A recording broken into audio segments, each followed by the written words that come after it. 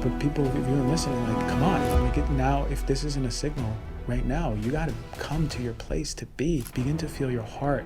Begin to feel who you need to forgive. Begin to feel the anger you need to feel, the sadness, the guilt, the shame, all of that, to be a more expanded version of who you are for not only yourself, but your future children or current children. So shifting from doing to being for expansion and deepest healing. Your healing is not coming and doing. There's no other protocol you need to do. It's crazy because 10 years ago, I was a naturopathic doctor giving protocols. Looking. We're always looking. I will say, for healing, you have to be wanting meaning. The following is an Operation Podcast production.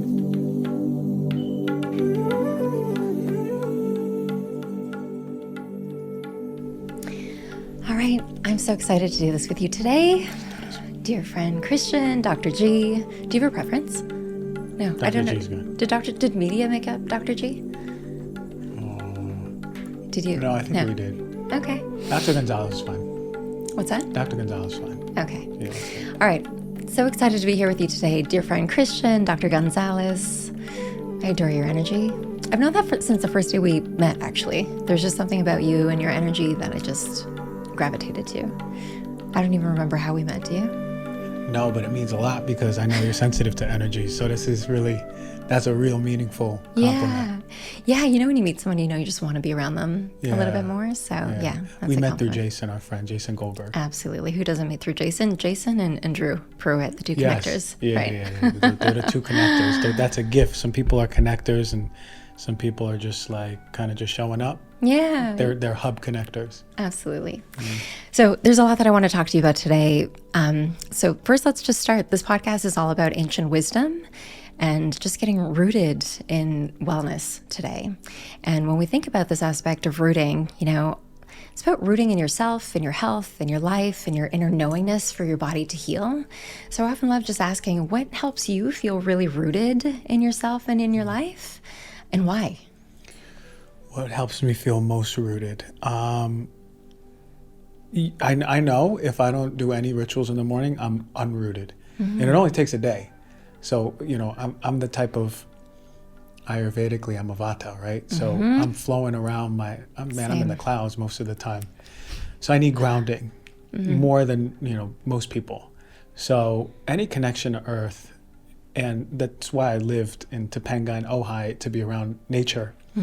So sometimes when I'm out here, I need to go extra hard. So putting my feet on the ground, laying on the ground is very important for me. I think it has to do with the elements. Sun, wind and cold does not work well with me. Yeah. But as long as I have time to stop those thoughts that we all have, but, you know, Vatas may be predisposed to having more of or flowing, you know, just needing that anchorage. Yeah, those some of the things that I do. So meditating, breathing, definitely dancing. Yeah, I gotta dance. And you know what's grounding for me? Even when I rap. Yeah. I'll do some freestyle rap because it's grounded, because it's channeled. I'm not thinking about it. So anytime I'm turning off my mind and getting artistic or connecting to earth, that's the most grounding. Channels and creativity. Yeah. Yeah. It's a childlike feeling almost, right? It's like For this freedom. Yeah. And can you describe an emotion around that? Like when you're doing those things, what's the primary emotion that comes up for you? Excitement. Yeah. Yeah, there's true joy, right? Like you talk about childlike. Yeah. When because we're removing all those artistic expectations. Like, you know, I'm not painting, but if I was painting, I'd be like, oh man, I went out of the lines, or it doesn't look exactly like the photo that I'm trying to mimic. Well, when I'm rapping or freestyling, it's like, well, that was terrible, but that was funny. So here I am giggling. And sometimes like, oh my God, that was amazing. Should I record that? You know, like, you see like the whole expanse of it, the whole spectrum I'm falling into without any intention other than to get out of my own way. What's so cool about that is that typically when I think about getting rooted in wellness, and a lot of people will bring up mindfulness practices to get them there, but they think it has to be about just peace and ease, but it can be about excitement and joy and like feeling elated and stuff like that also. So I love that you're one of the first guests to actually bring that up. So thank you. Yeah, we need joy. We need joy. Like, look, I've been channeling some stuff for years, and one of the main themes that I come out when I channel and write is that the most important emotion for ourselves, health, is joy. And when a cell is in joy, it's opening and allowing the own life force to flow through. We call it qi in Chinese medicine. In naturopathic medicine, it's called a vis, V-I-Z, but it just flows through. And that's a life force that animates us from, roadkill. Yeah. But if we're not allowing in joy to flow through our bodies and allowing our cells to receive joy, then we're not epigenetically activating the very genes that bring health to our body. Yeah, we're in contraction. We're in contraction. And if you're not in a state of joy, you ain't going to be in a state of love, because you're going to be completely disconnected to your heart. So the most important thing I say is like, hey, can we connect to that part of us that feels the most joy? I know when I was a kid, I danced, joy. I played, ran around, screamed in the backyard, joy, right? I ain't screaming in the backyard like a crazy man. We're in Venice. They might think I'm homeless crazy man. But still, like, I'll still sing if I need to, rap if I need to, paint if I need to, definitely dance, but play music. All of those things, man, I can quickly come out of joy if I don't do those things. So those are other things that I didn't mention are very grounding for me emotionally. I love it. This is like the essence. One of the inspirations for this podcast is to talk about that feeling of expansion, and really the foundation of health has to start there. But before we dive into all of that, I think a lot of people in today's world, especially in LA, when we think about, getting rooted or getting healthy, we think of it as these checklists, right? That we have to follow and do every single day. That a lot of people don't even know that the things that they're scheduling might even be the things that are uprooting them. That might be the source of their inflammation or decision making around things that aren't the best for them, their health and stuff like that. So, you mentioned if you don't do those things, you might feel uprooted. What are the things that cause you to feel uprooted, and why? Man, I'm very easily distracted, and I'm very easily like doing something, not completing it and going on to the next thing, and then completely forgetting about the other thing. I can very easily get overwhelmed with a lot of things. So uprooting is if I get up, got to get out of bed, run somewhere, and then I'm just doing thing after thing after thing, and I don't take any moments to just stop. Because that's by my own mistakes. Sometimes I'll just keep going. I'm a New Yorker too. Like I'm a doer. So being is something that I had to actually work uphill to do. So if I don't allow myself to be, I will be uprooted by, oh my God, I hate Zoom calls. I hate being on Zoom calls. Yeah. It's like, I'll put it on mute, and then I'll just like do other things, and then I'll come back and be like, I heard that. The thing about that is, it's the same thing I did in school when I would like fall asleep in class, because I just hate sitting down, and I hate sitting down and just talking or hearing just logistical stuff is the most uprooting things for me. Black and white stuff is the most uprooting. Back end stuff is the most uprooting things for me. This is why people do it, because I can't. It is like, you have to know what your weaknesses and strengths are. Absolutely. You have to know what brings you light and what really drains you down. Anything that has to do with numbers or logistics drains me, my life force. My face is pale after it. I got bags under my eyes after it. I'm exhausted. So I'm like, okay, well, how can I not do more of that in my workspace? It's essential, but some of the things I don't want to do. It's so good. Every single person. So these are like foundational questions that I'm asking everybody, but everyone's response is different. And what I'm realizing is like, I'm really hoping that people take home the fact that everyone's healing protocol looks different. Okay. You're a doctor and you're coming at us saying that creativity is now like one of the most foundational things that you can do to awaken joy and stuff like that. So I really hope that people understand that, because I think that there needs to be an unveiling or unlearning of a lot of things that are being preached for what it takes to feel rooted in wellness in society when it could be completely your own, right? Yeah, listen, I did, I remember doing 3 years ago, I did this podcast. It was, I don't remember, it was a Dear Media podcast, True Skinny Confidential. I was sitting there and they were like, well, what are all your rituals? And it's cut in half. They did a blog. This doctor has 3 hours of rituals. And then I realized like the other hour and a half or even like 2 hours was just things that I was doing. I was like, I need to do this to feel healthy. Let me go outside of me and make this drink or take all of these supplements or do all of these biohacks. And at the end of the day, like none of that compares to me freestyle rapping in my shower, putting my feet on the ground and dancing. Like none of that. You know what I mean? Yeah. Oh, wow. Yeah. You mean to tell me it's free and a lot more simple? And the answer is yes. So when you say unlearn, that's where we have to go. We sort of have to, and I say this as a naturopathic doctor, we have to unlearn that all of the things that we're looking for are outside of us. Yeah. We have to, because I've seen people so desperate looking for the next X, Y, and Z, whether it's supplement, whether it's biohack, whether it is the next best doctor to tell them what's wrong with them.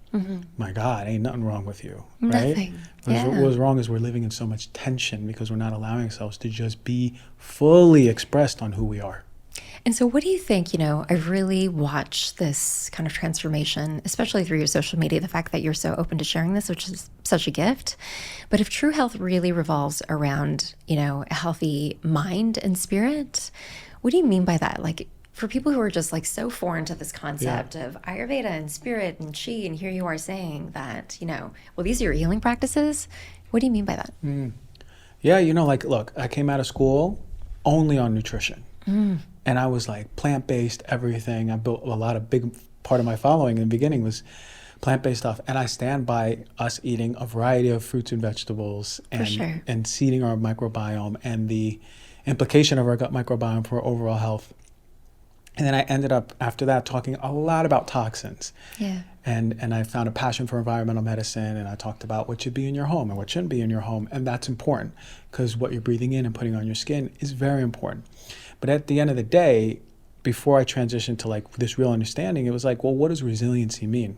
Because if your stress bucket is full, your nervous system is dysregulated, you're in a state of contraction, you're living in sympathetic, that's a problem. It doesn't matter if you eat vegan, carnivore, keto, that doesn't matter. It doesn't matter if you have the best, most expensive supplements. It definitely doesn't matter if you're getting peptides or doing all these biohacks. Those are drops in the bucket. Because the state of your nervous system, the state of your being is the most important thing for your health. Because it's the state of your being that is causing all the downstream effects. For example, if I'm super contracted because I'm not allowing myself to get as angry as I want to be, right? Because I grew up in a home that didn't allow me to get as angry as I want to be, that's a problem. Yeah. Because that state of contraction over time is informing my nervous system that it is not safe to be fully and comprehensively who I am.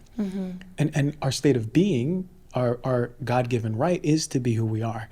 You have kids, you know that they're fully expanded in who they are, for better or for worse, right? They're really loud and they're really sad and they're really happy and they have all of the heightened 99 out of 100 emotion, full range, right? So that state of contraction that we live in is informing our nervous system that something's not safe, whether it's the environment, outside environment, or your relationship to self. If that's not safe, you are going to teach your nervous system to be in a state of sympathetic. Sympathetic dominance is going to create immune dysfunction down the line, which is going to create hormonal dysfunction, inflammation down the line. And then, only then are we beginning to see the manifestation of diseases. And we're going, well, why do I have Hashimoto's thyroiditis? Where did this come from? Where did my autoimmune disease come from? Why is this pain not going away? How did I get arthritis? Brain fog, all of these issues, diseases, hypertension, gut issues, and we go, what happened? What happened was years ago, your nervous system was in this state of contraction.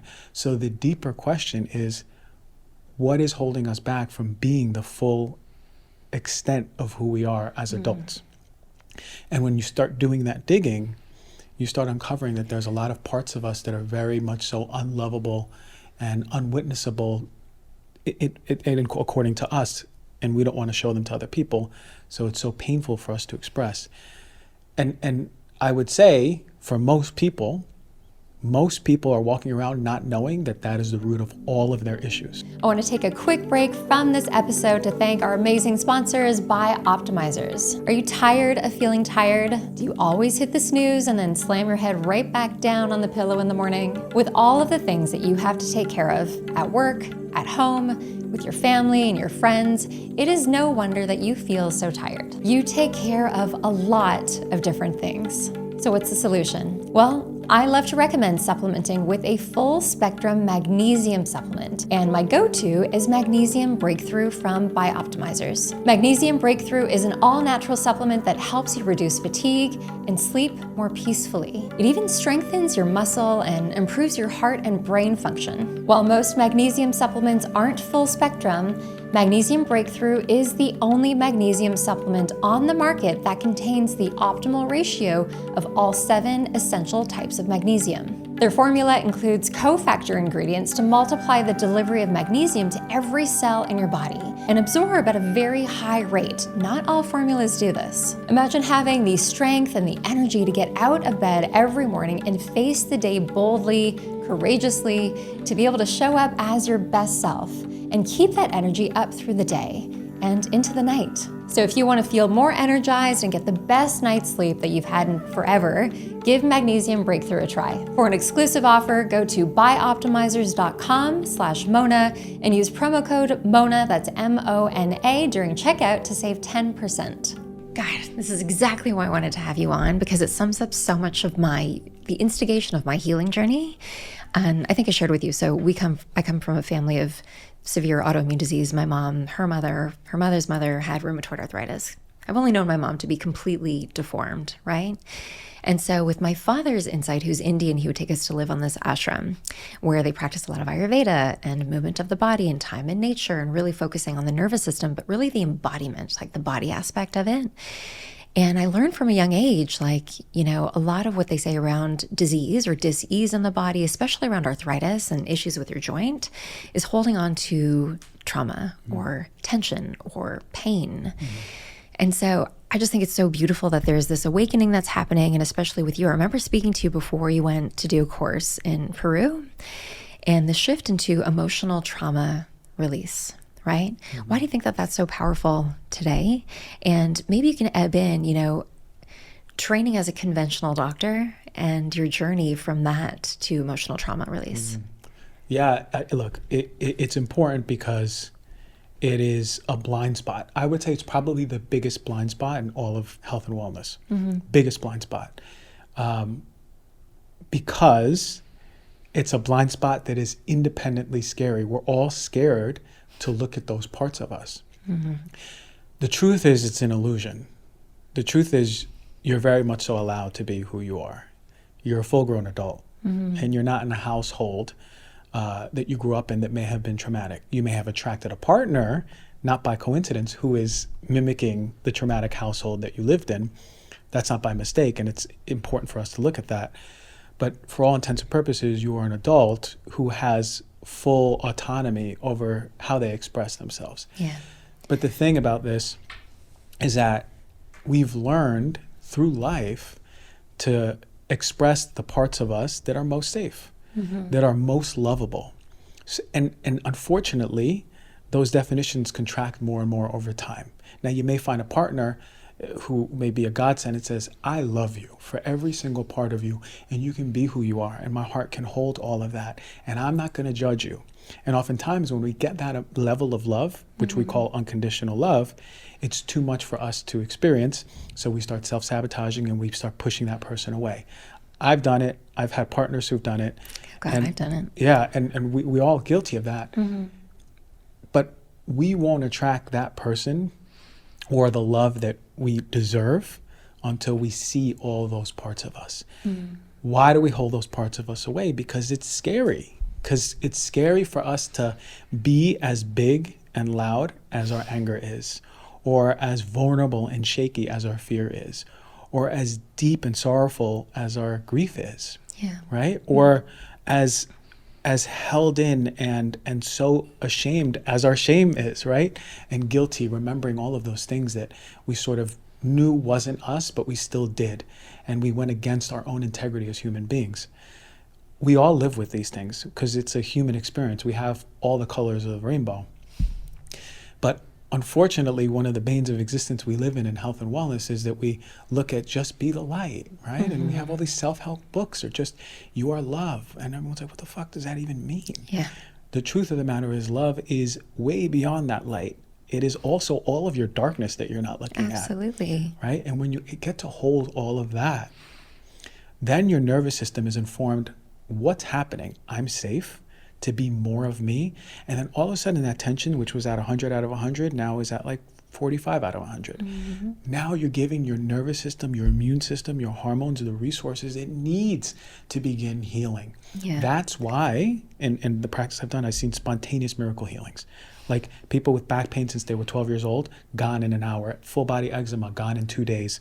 Thyroid issues, knock on wood, cancer, I'm still following through, but it's in remission. Yeah. Like Wow. Why? What's happening in the body? Yeah. It's that. It's these people who come to me, they're going, I've seen all the doctors, I know all the diets, I've done all of the fancy instruments and devices, right? I've worked on my mindset, but what's happening in your body? And when I say mindset, that's like you and I talking, and every day I'm your mindset coach and I'm telling you, think these things and don't forget this perspectives and communicate like this, and you feel really confident. But if it's in your body, all that's for naught. Totally. Right? What more do we have to talk about? Because I promise you this, your body does not care about the story of your trauma. Yeah. It doesn't care about the details. When it happened, when it how happened, it looked. It doesn't care. You care. We care. And we identify with that and we hold on to that. Your body only cares, are you allowing me to express what is being repressed that wasn't allowed in that moment or moments or not? Mm-hmm. And if you're not allowing it, your body's like, damn, you're not allowing it. If you are allowing it, it's like, whoa, what's happening? Let's express it. Because your body only knows one thing, and it's homeostasis, it's healing, it's balance. Yeah. And it's always self-correcting. We, our ego, our mind, our protection of who we think we are, the identities, the identifications that we believe ourselves to be, because everyone viewing and listening, you're not fully you. You believe you're you. It's one part of you. Mm-hmm. You've defined yourself to be this person, but I promise you, you're more expansive than that. And that person, unfortunately, you define yourself to be, is the very thing that is holding your nervous system back from expressing those emotions. Yeah. That's the crux that we find. So the question is, can you allow yourself to expand who you think you are? That means if you're all put together and you're pretty and you don't really cry that much, but sometimes you cry, but you definitely don't get messy, you don't let yourself get ugly, you don't let yourself get dirty, then your anger is never going to come out. Because I promise you, anger is the least sexy emotion. It is crazy. Well, it's not safe to show it. We were told not to. It's not safe to show. Right? And imagine men listening or people who have a partner, they've never seen their partner cry, or maybe once they've seen them cry. How much pain? You think that guy doesn't want to cry? That man is living with a ton of pain. But the man has identified through his life experience, maybe his dad going, you're a big boy, you don't cry now, or whatever experience is, maybe sports, anything that has imbalanced this masculinity for this man, it's not because he doesn't have access to those tears. He does. His identity that he's created, I am John and I don't cry. I was guilty of this. I didn't cry for 10 years after my mom passed because I said, I just don't really cry. I'm not a crier. I identified with that until I de-identified with that and allowed my body to process. And only then did all of those parts of me start coming online and bringing me to, I guess, the person I am today, which still needs a lot of work, but I feel really good. Well, it's funny. Well, first of all, the piece on crying. So the best way that I describe to a lot of my clients who feel like, crying is a sign of weakness. Like, I can't do that. No one can see me doing it. I think it's often a way of your spirit saying, oh my God, he's finally listening. She's finally listening. And to have a different approach on it, right? It's it's just something that needs to be released from my body. Then there's more freedom there, right? But I'm curious for you. So if you're a trained doctor, was there a pivotal moment where you knew you had to shift? Yeah, I worked in cancer. So I did my residency in oncology. I've seen 2,000 plus breast cancer patients. I've seen a lot of cancer, a lot of death. And my thought process was essentially this. When I left the residency and I had more freedom to work the way that I wanted to, I said I'll never forget, I had a whiteboard behind me and I wrote down all of the evidence-based causes of cancer. What do we know in science? Some genetic stuff, epigenetic stuff. And I said, I have a hunch, but there's not enough science. And those were big things, were the environmental toxins and emotions. And back when I did this, I was wearing a white coat and I knew that there was more evidence for environmental toxins. There's not much evidence. You can't quantify energy being released by the nervous system moment to moment, right? This is this is beyond what we can see with our eyes. So I went down the environmental medicine route. And I did that for a few years, and I did it all on the podcast, and I went on podcasts and talked about this. And that plays a major part because at the end of the day, the environment plays a huge role. Not only when we talk about stress, there's chemical stress, that's environmental toxins. Those are things that are stressing your nervous system too. There's physical stress if you're overworking out or get into an accident, and then there's the mental, emotional stress. So I didn't touch the emotional one until the environmental one transitioned. And I go, there's something more, because we're inevitably going to work in spaces that have VOC paint, that have rugs that are off-gassing, new upholstered chairs, you have plywood with glues and adhesives. We're going to be hit with that. Yeah.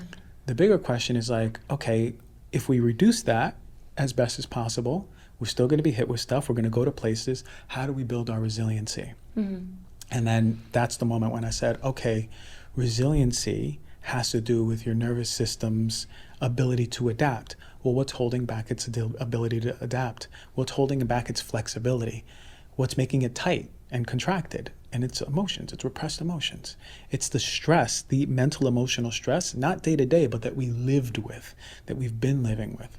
So then the bigger question is, okay, so for us to be more resilient around environmental toxins, or for us to have more energy to work out, to us to have more energy that we can eat crappy maybe one full day of the week and we're fine on Monday, right?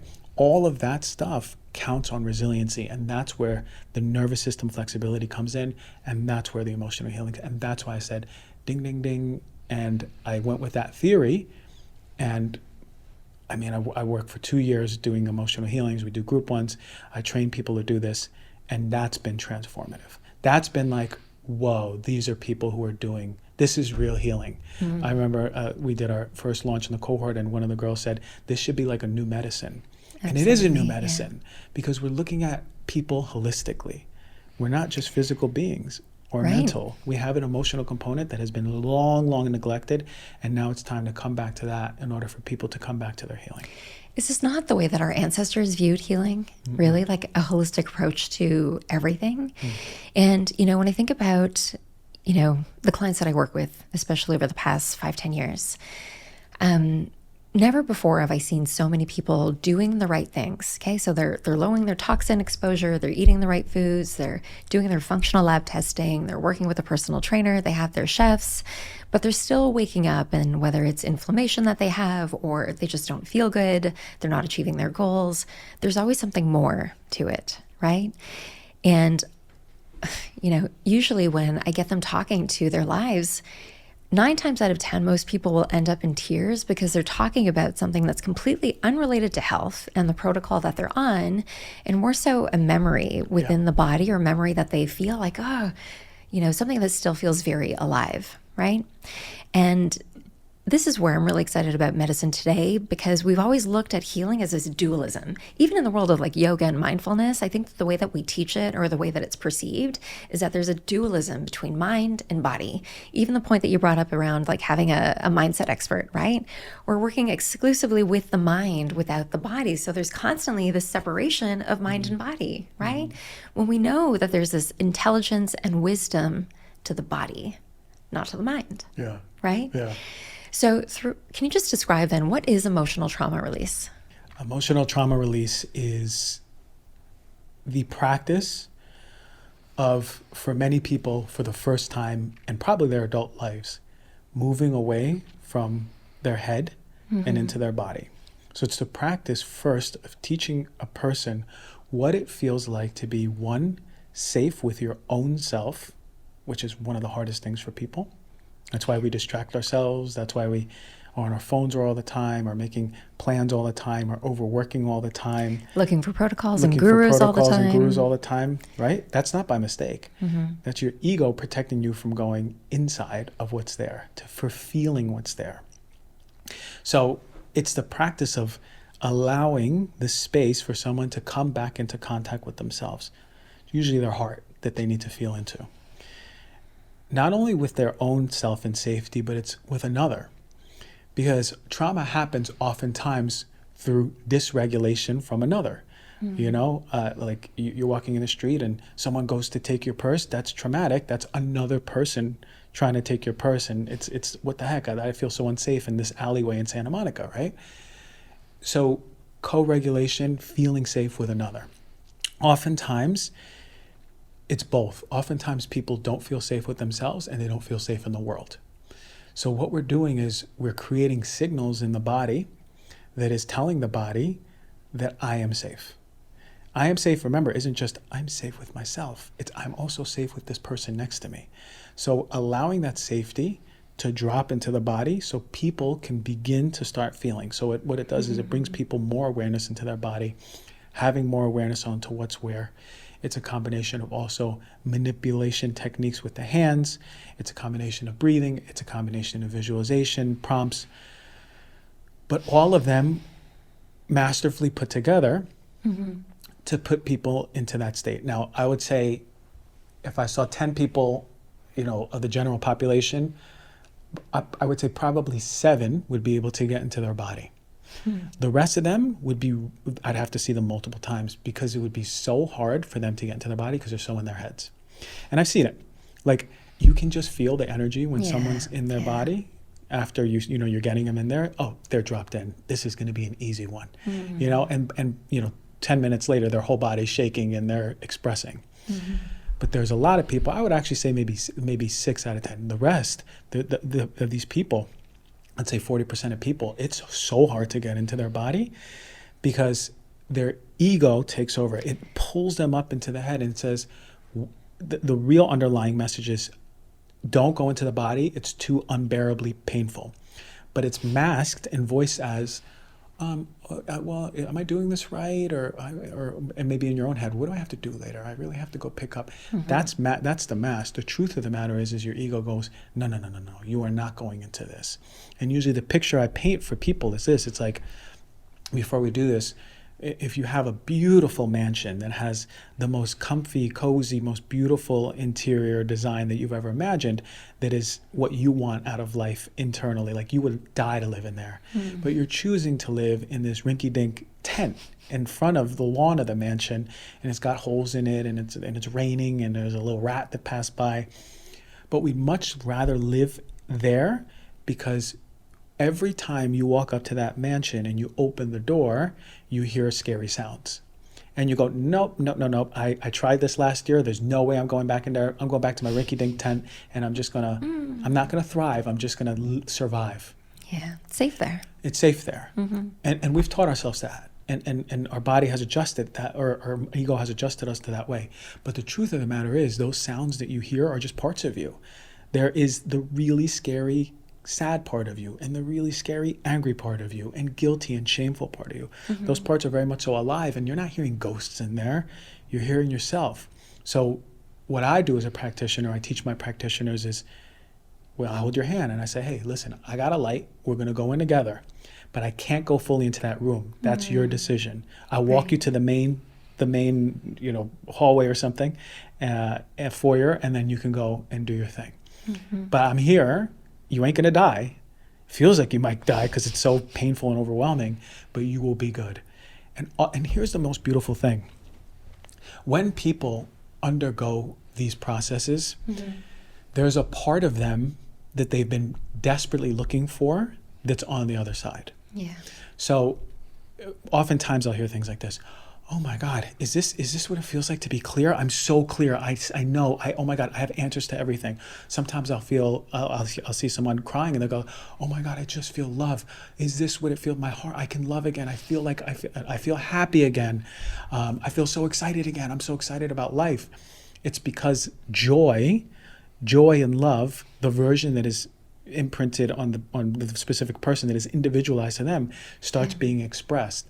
So on the other side of all these parts of you that are really dark is the parts of you that are lighter. Why? It's because it's proportionate. You can't go 10% in the dark and 50% in the light. The more dark you go into, the more your light expands. So you get to feel more of your lightness as you can access more of that darkness. You don't have to live in it.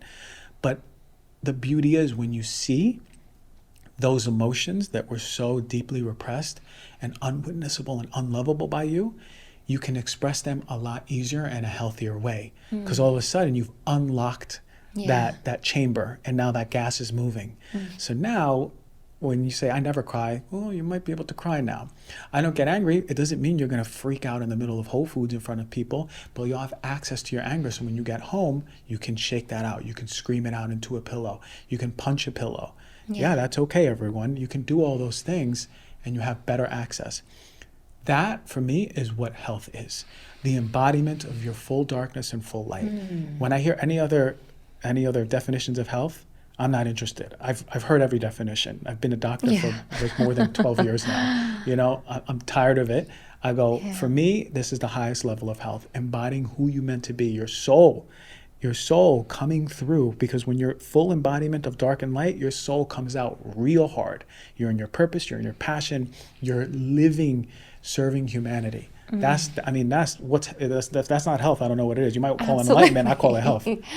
Yeah, and it's not even enlightenment. And I don't even like the word becoming or unveiling. It's simply remembering. It's remembering who you are. So this is so important to me, and I really want people to take this away just in terms of understanding. So the way that I'm understanding the way they're talking about these thoughts, right? They're patterns or belief systems that we adopt from early childhood as a reflection to, I need to do this to be loved. I need to do this to be safe. Mommy or daddy says, oh, you're a good girl or good boy. So that becomes the pattern that you adopt. So as we grow up, this ego, this intellect gets in the way. It's like constant chatter in our mind. But are you saying then the illness can really prevent us from going deeper when we buy into the story?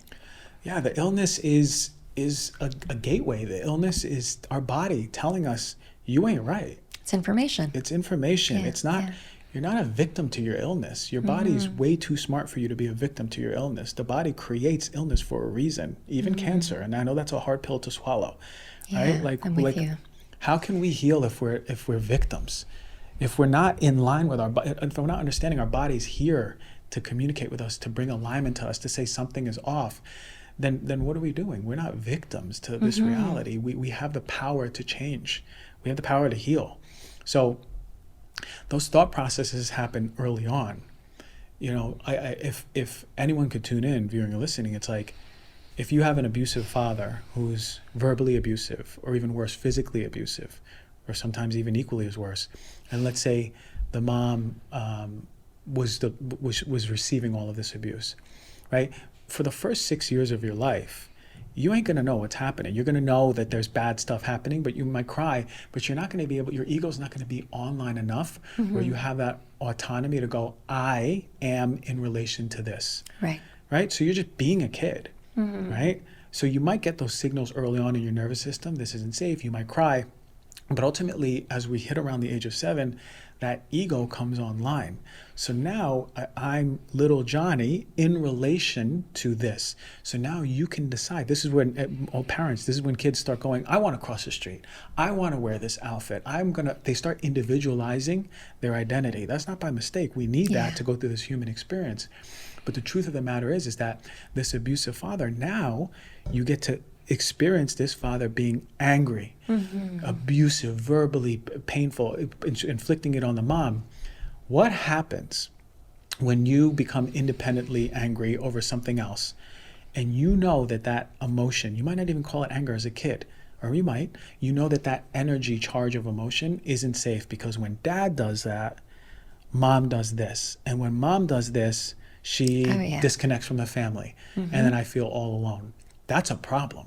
So now all of a sudden we know that emotion, or that energy, the emotion, isn't safe to express. So guess what we do as kids? We don't do it. We hold it.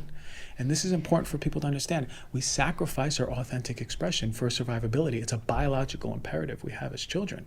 We need to survive, because ultimately the signal to our system is, if I become angry as a kid and express that, I will not get food, I will die.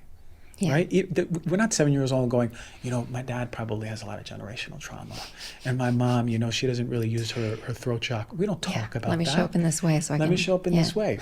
What we do is, as children, we hold, we sacrifice, we do it for survivability, and we shame ourselves, because a lot of the time we believe that we're the reason. And we identify with those things growing up, and that becomes who we are. And it becomes who we are. So with that shame that we live, it's one of the first emotions that we hold in as children is shame. You know, we used to be naked and now we have to wear clothes. You know, there's shame that we start living in, and that's probably the deepest emotion, I would say, for most people. Absolutely. Scariest is I would say anger. A lot of people are scared of anger, but shame is when they get to see that how in shame they've been living. But we hold these emotions, and the crazy thing is that we begin to shape our identity as we get older. Let's say in our teens, no, I don't really get angry. I'm just a sweet. Little Johnny, he's so sweet. Or Johnny now, he's sweet. He's a sweet guy. Now he gets into now he's in relationships. He's friend zoned all of a sudden because he's a sweet guy. He's a nice guy. Yeah. He's not in touch with that part of his anger, right? That real charge. So now he becomes a people pleaser. Now he has no boundaries at all, and now he's low key resentful. Yeah. And now he's attracting people in his life who are angry. So why is Johnny gonna have this girlfriend or this wife who's really shitty to him? That's not by mistake. Yeah. The body and soul are attracting someone so they can finally express their own anger in a healing mechanism, in a healing way, right? So this is not by mistake. This is why angry people attract angry people. People pleasers attract angry people too, because they are the scariest people to me. Absolutely. They're the people who have a smile and I see so much pain behind their eyes and they're like, hey, is everything okay? And I'm like, is everything okay with you, right? Like what's happening inside it? You can feel that turmoil, the more sensitive and intuitive you are. So I say all of that to say, like, it's okay. It's okay, the identities we've created. We have different levels and different flavors of emotions that weren't allowed.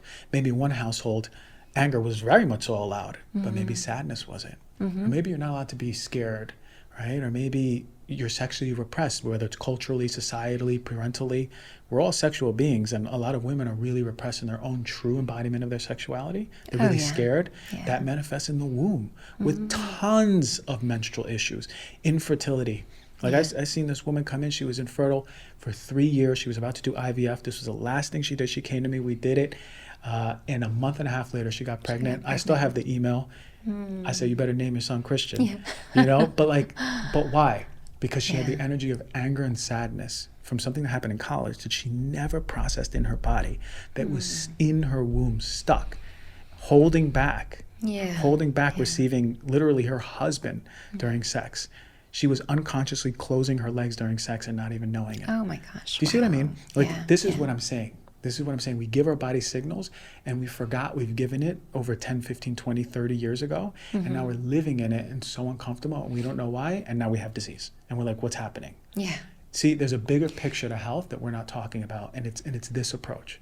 There's so much to unpack there. And I'm so excited, partially because I feel like we talked about this before the show, I feel like I'm doing my greatest healing now, separating from all of what I was trained and taught to do, and finally doing the work within. I think also as women, to your point, when I thought about this idea of safety, I would say that I felt safe with my husband, or, I was relying on him to help me feel safe within my own body, when I couldn't even feel safe in my own body.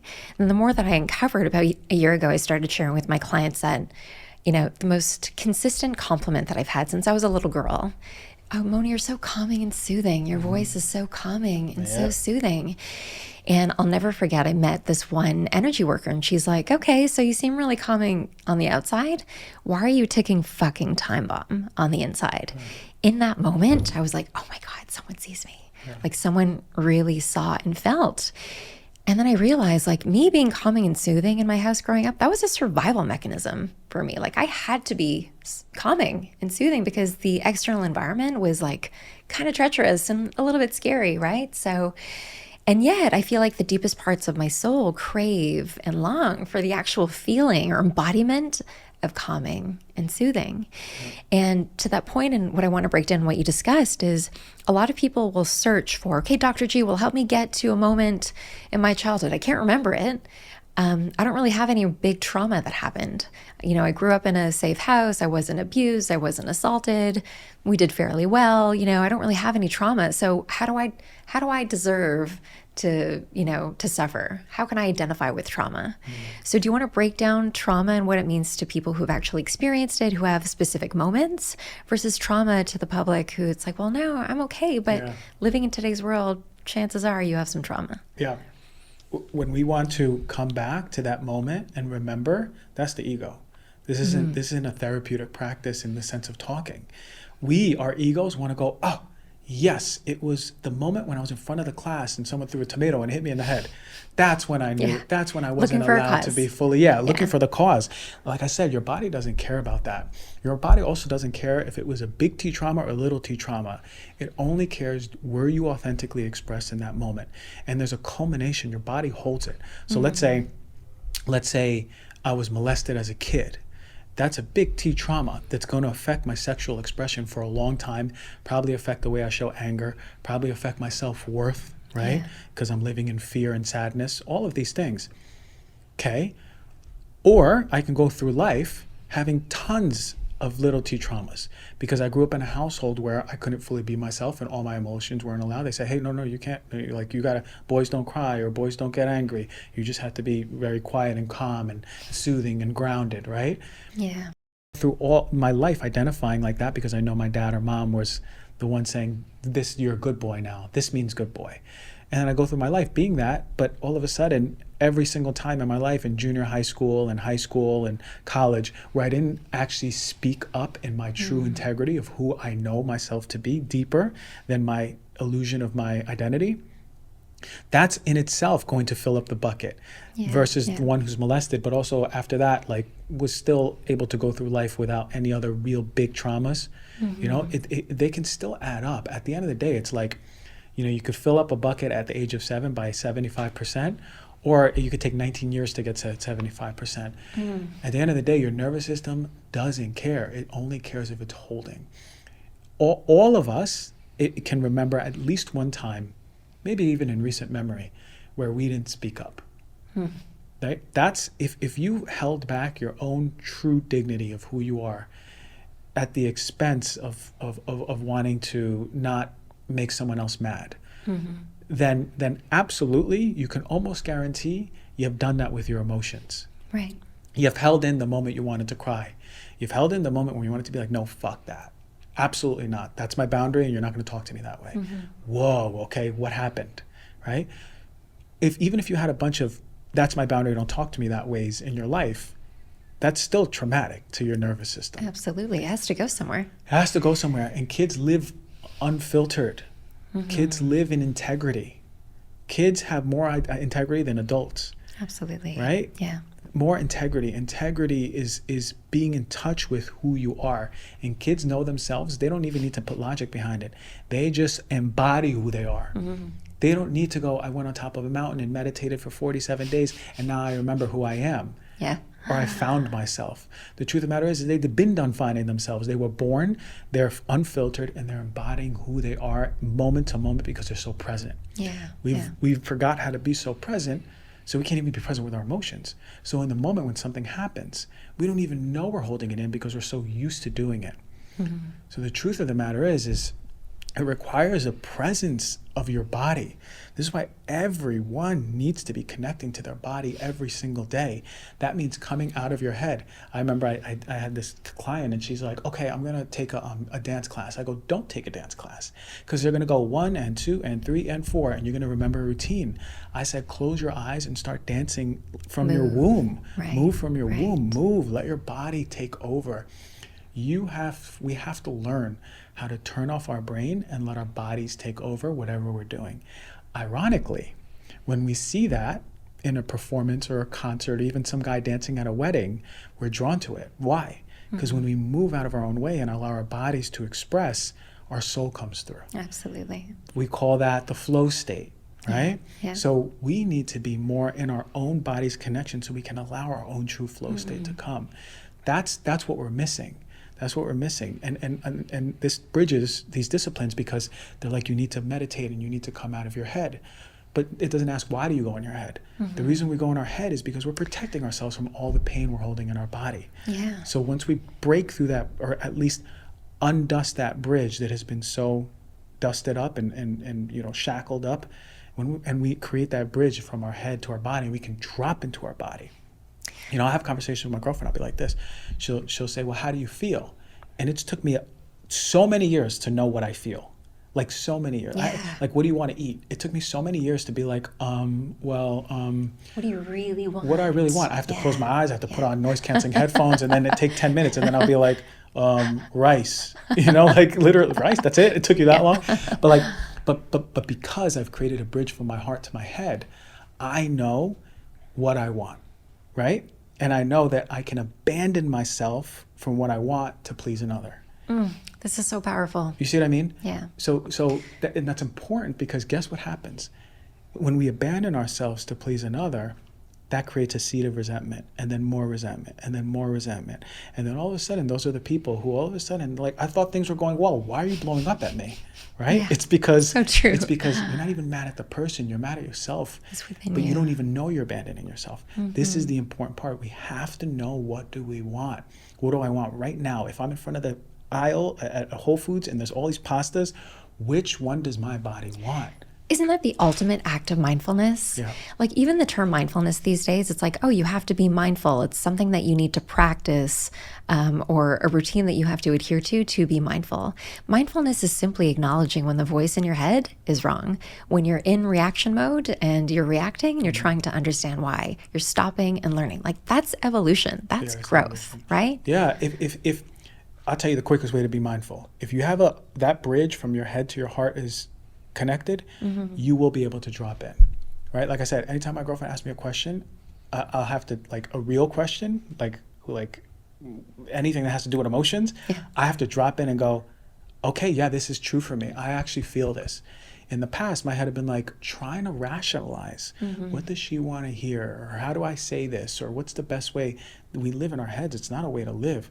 So if you want to be mindful, you got to be able to feel your heart. Like, what does the heart want? It's not thinking about what you want, it's feeling what you want. Exactly, right? Exactly. If you can feel what you want, even if at the restaurant you're looking at the menu and all the appetizers look good, which one does your heart want? What do you feel? Because your heart is talking for your body, and your body's saying, I don't want spinach today, I want a corn tortilla, right? Like, what? Well, a corn tortilla? No, my body wants it. It's going to bring it joy. Okay, then let's do it. Absolutely. So I want to break down how people can do this. So when we think about, I'm going to use meditation as a category, because I teach a lot of people how to meditate. And they say, I can't meditate. I can't get into my mind. It's crazy in there, right? And there's often this transition where, when we understand the craziness that often all of us do have in our mind, it's the ego, it's the intellect constantly criticizing. When you notice how often you are in judgment of yourself, you're constantly living every single day. Notice how often you judge yourself, and simply shifting the language around. I'm like, I'm not crazy. I'm noticing how often throughout the day I'm in judgment of myself. And then you realize, well, fuck, like, how does that feel? That sucks, right? And I think that drives the desire and the want to change, right? It's turning on the body's ability to heal. And I think, we talk about this being something for men, but it's also for women, because we became accustomed to living so much in our head and thinking about what we have to do to strategize, to get healthy, to do it all, to have it all. Even for myself, up until recently, it's just become very hard to embody my heart. Even though for me, like, my biggest wake-up call was my heart palpitations. Something vibrationally was off within my body. There was sadness and pain that I wasn't willing to deal with. Yeah. My head was looking for the doctor, the Atkins diet, the protocol to go and do, but that only, endured more suffering on my behalf, right? So, when we think about what would be an easy takeaway for people, do they need to see somebody who's trained in emotional trauma release? Can they start to do some sort of a practice themselves every day? Where do you start? Yeah. This is a good question, because I'm not a gatekeeper for this type of healing. I want people to have access to it. And I always tell people, like, so I'll do these, like, big webinars free, and it's called Learning the Language of the Body, and we'll teach people how to get in their body. Sometimes there's actually, the last one we did, I had 170 people. There was at least 20 that said, I had emotional release without even doing the emotional release. Wow. Why? Look, that should be a signal. And it's because all they needed to do is get out of their head, just go into their body in safety and feel. Those people who had emotional release have been living so much of their lives not allowing themselves to feel. So the moment they just touched on feeling, then they start crying or they start yelling, right? That's not even, we didn't even start the emotional release. A lot of you listening are there.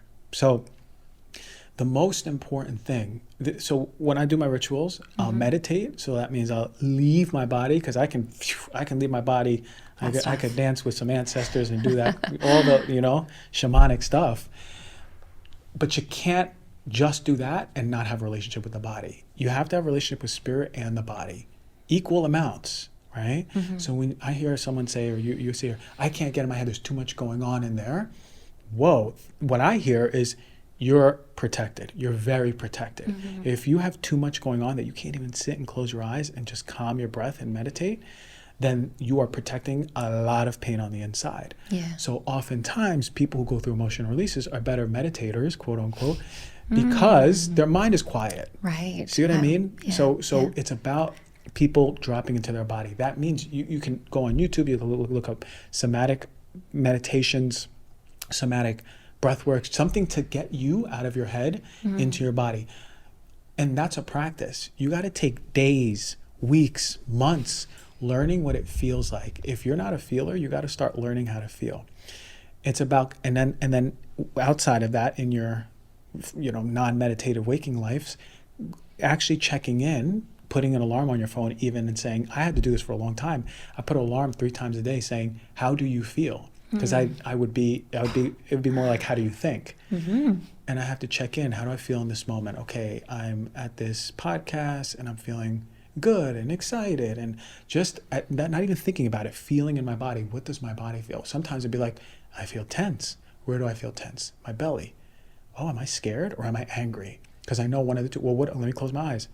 Oh, whoa, I'm angry. Right? Like that. Yeah. I'm getting to those points in the day, feeling into what's true. And what's the power of that, though? So the power of doing that through the day, instead of holding it off, or, this Sunday, I'm going to practice my mindfulness practice and work on my emotional trauma release. What's the power of doing that throughout the day? Because you can drop back in. When you're like, let's say I'm at a convention and I feel really tight in my belly. And I know, because I've done enough somatic meditations into my body and connected to my body, I know where I hold tension and I know where I hold anger. It's usually on the upper right part of the belly near the liver. I know if that's super tight and I tune in, I close my eyes and I drop into that tension and I actually meditate into the tension, your body will show you what's happening. Right. Your body will show, if you come into the tension where you're holding it, your body will tell you what you're holding. Sometimes it'll show you through an image. Sometimes you might hear a word. Sometimes you'll just release that emotion. So, okay, if I'm angry, I'm not at this convention, I can't have an emotion release here. I'm like, okay, but I'm going to go home and make sure I tune back into it and see where that goes. It might just go into, whoa, I'm starting to breathe hard. My face is getting red. My palms are getting sweaty. And I'm closing my fist. I'm fucking angry. And then I release that emotion. You see what I mean? As you're speaking, it just makes me think, and I hope that people listening hear this, maybe healing doesn't have to be so hard. When you can be fully embodied, it's not about your body can digest the foods that you give it. Yes, a healthy diet is recommended, but it will be able to handle those things. We think about achieving success and happiness, which is over there, and the dream house over there, and the perfect relationship over there. Whereas if we just embody those qualities within us, then all of a sudden we can kind of just relate to people. And I know, even having this conversation, feeling the drop from head to heart. Yeah. There's instantly more of an attunement to the other person, desire to get to know and being fully present in the conversation, which I just think that there's more power to living life from that state. 100%, because then it brings us true happiness and joy. Yeah, it's connection. We want to connect. We are made to connect. And if you're stuck with your emotions and your nervous system is preoccupied with that, you ain't going to be present. You can't connect. How many times, people listening, and I'll talk to the women, how many times have you don't see your partner cry? He don't cry really ever. But there's a moment that you actually feel him open up. Yeah. And he has tears coming down his eyes because he's talking about something really vulnerable. Do you know that feeling that as a woman that you get? I can't speak for women, gosh, but I know the feeling as a man that I get. You right? You open because that's intimacy. Absolutely. And intimacy isn't just between partners, it's between friends, it's between coworkers. We want connection through intimacy. It doesn't have to be sexual. We want connection through intimacy. And intimacy comes when you allow yourself to be who you are, because you see yourself mirrored through me and I see myself mirrored through you. That's the connection, that's the intimacy, right? So when we allow ourselves, and we have this fundamental appreciation always, and it never turns off, for people who are themselves. I go back to that person dancing at the wedding. If we see some guy dancing at the wedding, and he is letting it out, he doesn't care how he looks, he loves dancing so much, but he was not gifted with the dance moves. He's got 2 left feet. But all of us know or have seen something like that. Yeah. There's 2 reactions. There's the head reaction that goes, look at that guy, he's making a fool out of himself. He must be so drunk. His wife must be so embarrassed. And then there's the heart one that goes, I want to dance with him. I want to dance with him. Dance your heart out. Yeah. Dance your heart out. I want that, right? Yeah. But that's the ability to create intimacy, because if we go to our heart, we move to the dance floor, we open up ourselves because of that person embodied an authenticity. Yeah, thank God we for connect him. to our authenticity, and oh my God, we feel so good. We're connected to the person. It doesn't have to be at a wedding. It could just be in conversation by the water cooler at work. Can we allow ourselves to truly start expressing who we are so we can remind other people of who they are? That's intimacy. And that, for me, is, I think it's the only initiative as human beings we have, to come into this world, embody who we are, and help others remind themselves who they are. Ironically, it all comes back to love. Ironically, it all comes back when we are fully in our authenticity, we are embodying our soul, and ironically, it is all in love, however it looks for the person. Yeah. So would you say, are any of the patients that you work with, are they scared to do the work with the unknowingness of what's on the other side? Yeah. Can I, for me, I think a lot of the work that I've had to do is remembering who I was as a 4, 5, or 6-year-old. Like, I feel like I have to go back that far to really remember the version of myself that was the crazy dance guy on the dance floor. Like, I remember being that free-spirited, but growing up, because of all the walls that I put up, and I have to be a certain way and appear a certain way and go out into the world a certain way and act a certain way, and that became my belief system. Originally, it felt really scary and maybe sad. Sad because, like, it's been such a long time since I remembered that little girl. Do you encounter patients like that? Yeah, everyone goes, well, you talk about remembering who I was, but like, I don't remember who I was because when I was a kid, it was so many years ago. The body doesn't follow linearity of time. Yeah. It's always accessible. And it's not even, it's about experiencing that remembrance. Yeah, it's not, when we say remember, we still think of it in a cognitive way. I remember where I parked my car outside of the mall. That it's not the same thing.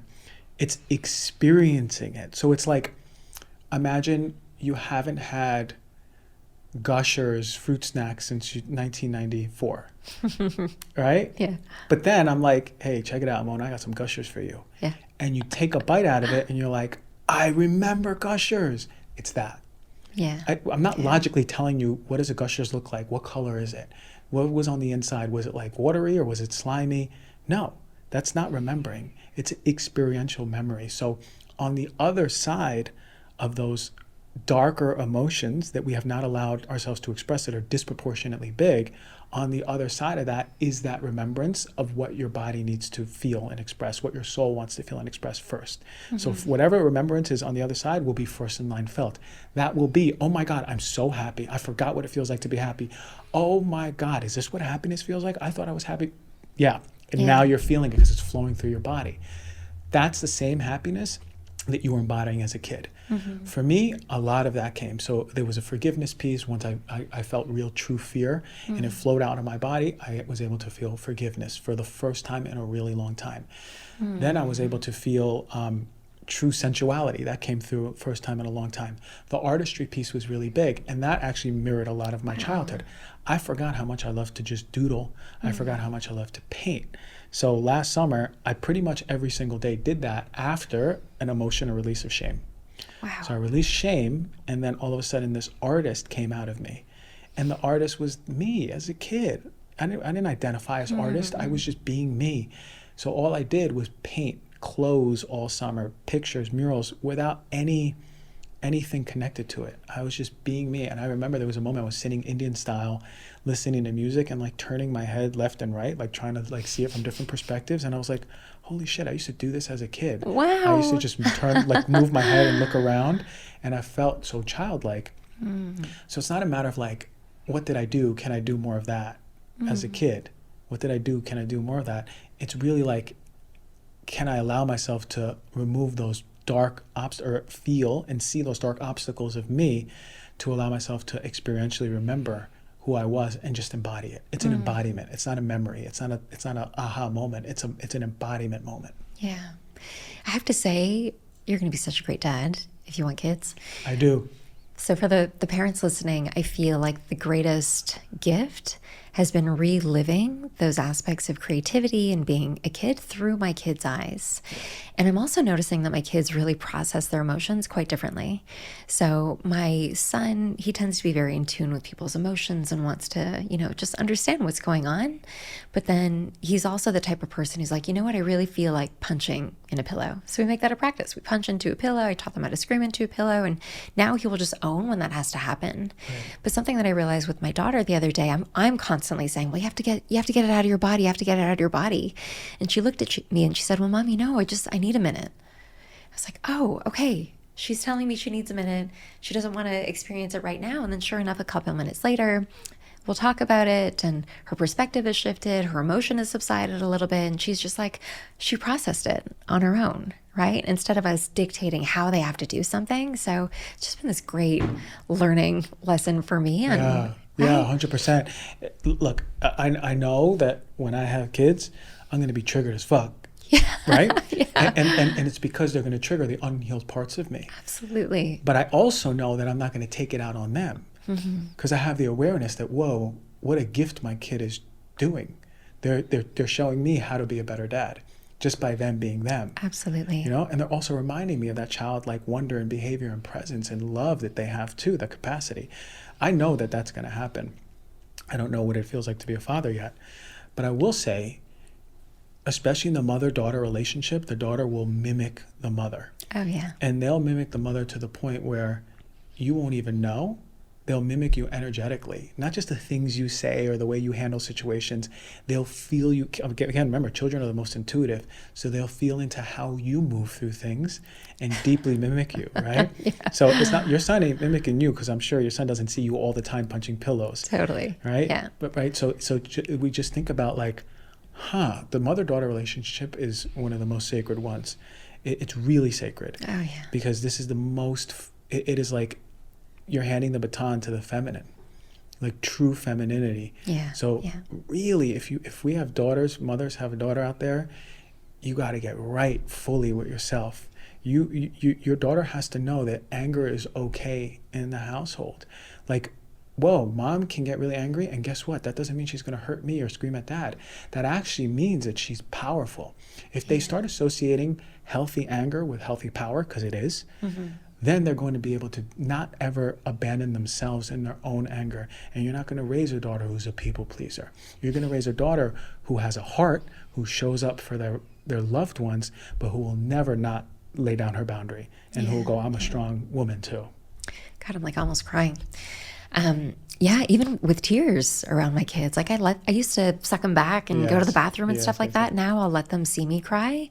Just feel like, you know what? I just feel like I need to let this out right now. I'm feeling a little bit sad, and it's okay. Yeah, beautiful. And that's been, you couldn't have nailed it any more perfectly. I just think that they're the greatest gifts, and we have to use it as an opportunity to do the work now, so that we don't pass the buck. We're never going to be perfect, man. Like, some people are like, I don't want to have kids because I'm still working on myself.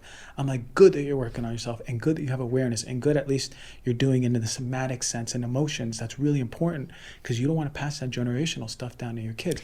Yeah. But even with kids, you will still get triggered by them. You're going to work through things. All you need is the awareness and knowing I always have my default.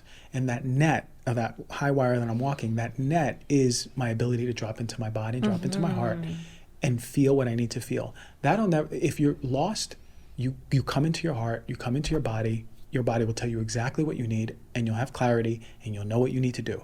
Yeah. We always have a blueprint. We just don't know we have that blueprint. So now we're looking outside of us for the next talking head going, here are the 5 reasons why you're emotionally dysregulated. Absolutely. You know the reasons. That's not the 5 reasons. That's not your 5 reasons, So this is why we have a responsibility. And guess what? It's free. It just takes a little bit of time.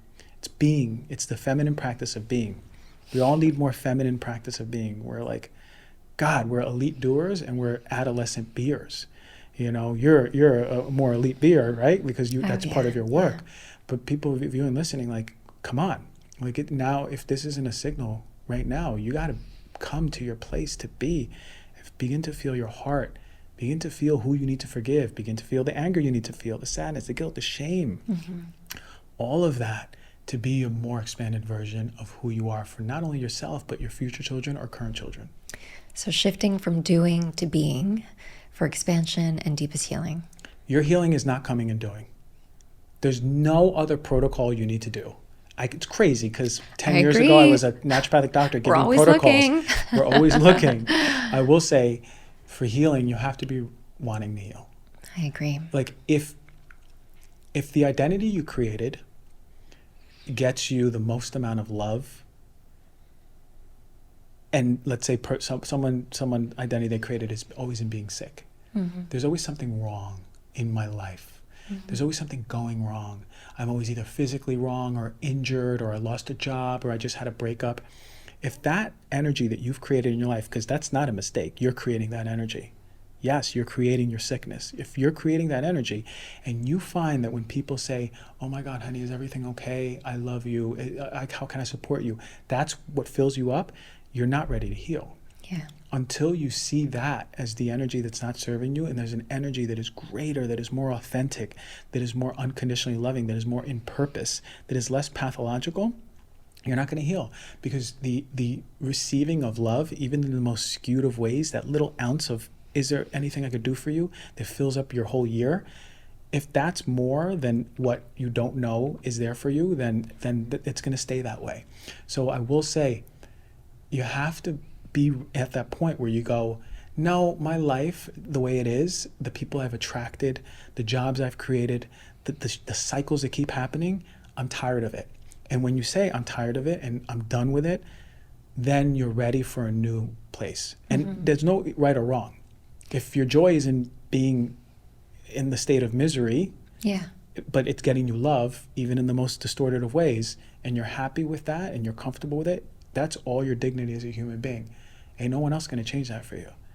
But know that there's, oh my God, a much more fruitful way of being. And even if you don't know how to get there, it's simply the acknowledgement of, I'm ready for a new reality. I'm ready to step into love. I'm ready to try on what that feels like. Yeah. And I'm sure a lot of the people who are going to listen to this are like, well, where's the data? Where's the science? And you talked a little bit in your practice, how you're seeing these healings taking place. And thankfully now there is data out there to show there's people with cancer who do go through spontaneous remission, right? Like, what's the difference? People who have, who are diagnosed with autoimmune disease and then it just goes away. So would you say that emotional trauma release is a really big component to this in the future of medicine? 100%. And can we pray for that? Yeah, we can. The data that for people who want to read, you can look at the whole field of psychoneuroimmunology, the way the thoughts affect the nervous system, which affects your immune system. Now remember, thoughts oftentimes are arising from your emotional repression. If your emotional repression is informing your body that I'm not safe, then your thoughts are going to be validating that I'm not safe, right? Because once you create ease in your body and you feel less contraction, you feel like, oh my God, is this what it means to be a human? Guess what? Your thoughts are going to be in alignment with that. You're going to be like a lot easier in your mind. So the contraction, I believe, first comes the contraction of the body, the holding. Downstream comes contraction of the mind. Downstream comes contraction in the physical disease, right? We start seeing the physical disease. So it's the emotional repression, emotional contraction in the body, mental, and then physical. So we look at psychoneuroimmunology. It should actually be called emotional psychoneuroimmunology, right? So, but for those who want to look it up, psychoneuroimmunology, you can see, yes, absolutely. How does this work? Well, your brain's connected to everything, right? And it's connected to your gut. And your gut informs your nervous system. Your nervous system always is going to inform your immune system. There's a gut-brain axis, but also the microbiome is informing the immune. And again, if it's a state of inflammation caused by the immune system, that's going to affect your hormones. And your heart. And your heart, right? yeah. So everything. Yeah. And that's where we talk about the vagus nerve, and I do a lot about this in my course. That's the one that runs everywhere. The nerve that runs, a cranial nerve running through your brain, it touches your heart, your lungs, your digestive system, right? Your liver, almost all your intestines, right? And it's pretty wild that there's this one nerve that actually causes parasympathetic resiliency. It's a thing that brings you back into that parasympathetic mode. So if you are having a stressful event, or you ran a sprint, what's the thing that brings you back into your heart beating slower? Is that vagus nerve. Same thing if your boss comes and yells at you. What's the thing at bringing you back to your heart beating back? Your vagus nerve. A lot of you out there don't have that resiliency, and you stay up. And all of a sudden you stay in a state of stress all day from a stressor.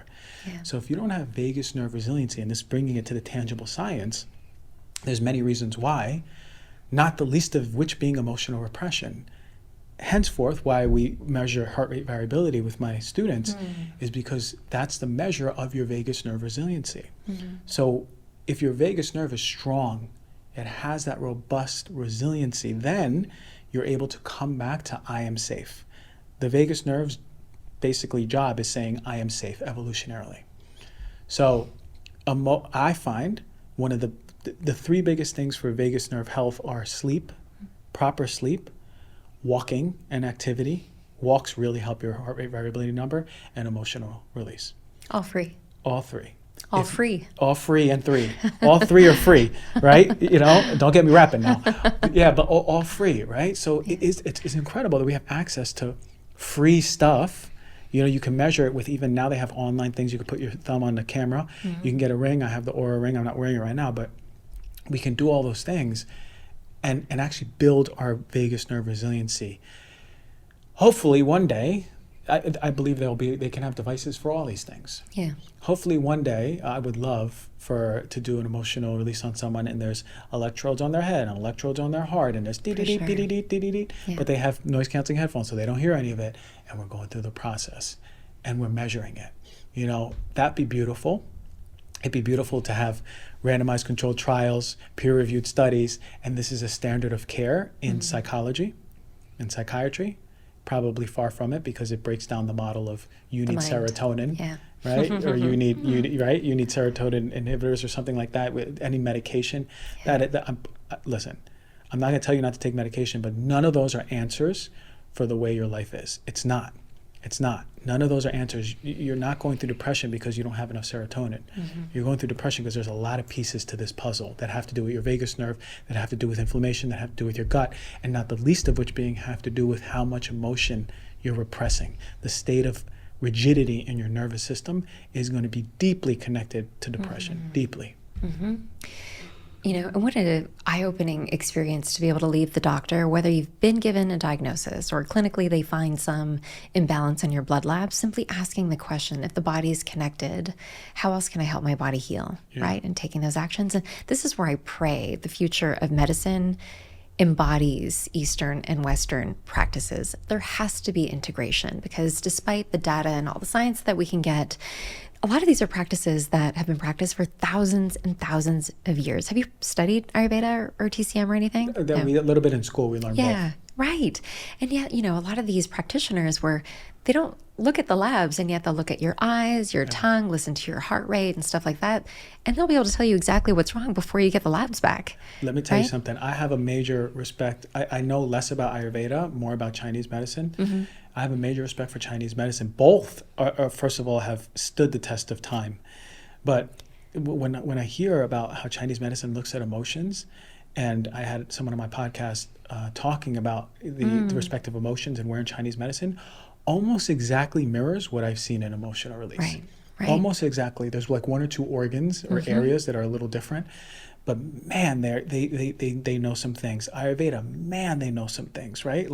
Especially when we talk about constitutions, and they really start pinpointing, we have like these archetypal energies inside of us that, where there's billions of people, right, around, but we're all different as well. Major respect. And let's see if they ever meet. I don't think so, because when we're looking at a standardized care drug model, they ain't going to be a drug that's going to give you an emotional release. Absolutely No one's not. going to capitalize, and that's a sucky part for corporations and pharmaceutical industry. But the great part for us that we don't have to take medicine to come back to our healing. You are the medicine. This is what I tell my people. You are the medicine. I tell them you are the medicine. I Yes. tell them that they are their own remedy. Yeah, my greatest healing. And again, like I know I escaped to an ashram. I stopped the diets, the protocols, and I really had to lose the label as somebody who was diagnosed with a heart condition and just be fully embodied to deal with the emotions that were coming up through the practices of Ayurveda and yoga and being in nature, submersed in nature. And all of a sudden my body healed, right?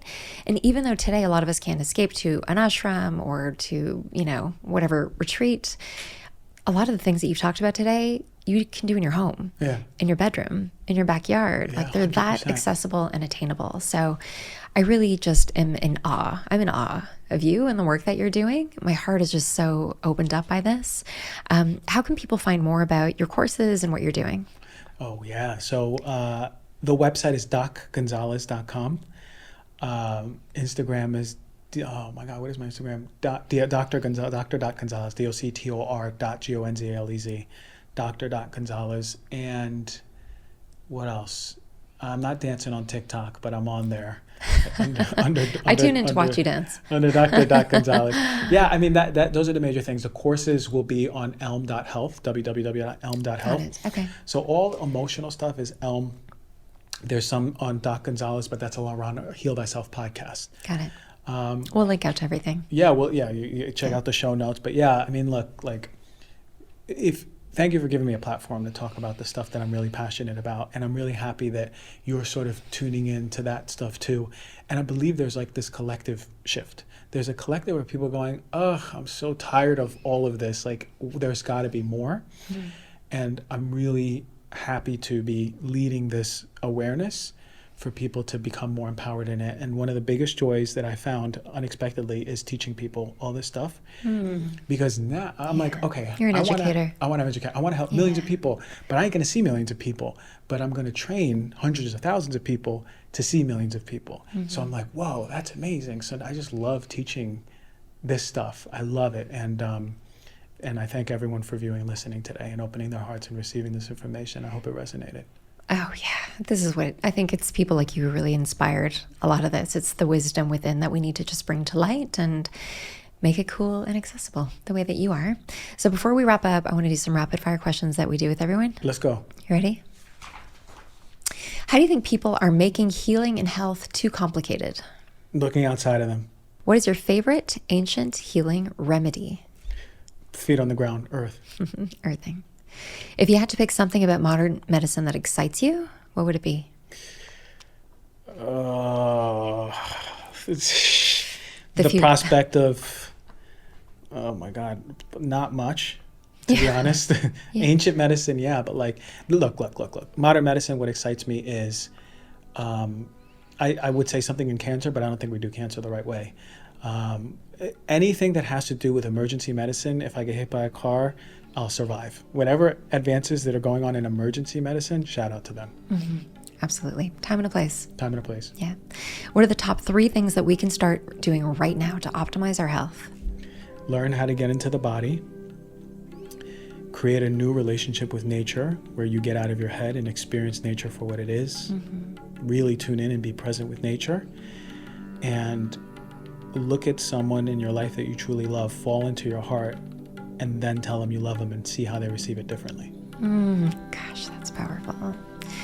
If you could leave our listeners with just one takeaway that you're most passionate about right now, what would it be? You are the medicine. You are the medicine. There ain't no one else going to tell you how to heal. You know the way you know how to heal. It's in your blueprint in your body. Pass the word. Just say yes. Follow the breadcrumbs. Follow the breadcrumbs, exactly. I adore you. Thank you so much for being here. Thank you, Mona.